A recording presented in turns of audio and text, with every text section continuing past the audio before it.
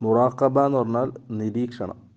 അല്ലാഹു സുബ്ഹാനഹു വ തആല നമ്മളെ കണ്ടുകൊണ്ടിരിക്കുന്നു, നമ്മളെ നിരീക്ഷിച്ചു കൊണ്ടിരിക്കുന്നു എന്നൊരു ബോധം.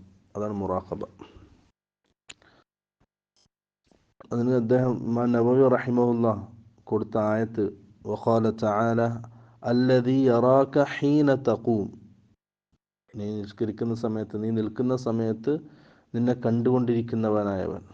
അതുപോലെ തന്നെ സൂറത്തുൽ ഹദീദിലെ 4-ാമത്തെ ആയത്ത് വഹുവ മഅകും ഐനമാ കുൻതും, നിങ്ങൾ എവിടെയാണെങ്കിലും അല്ലാഹു സുബ്ഹാനഹു വ തആല നിങ്ങളുടെ കൂടെയുണ്ട്.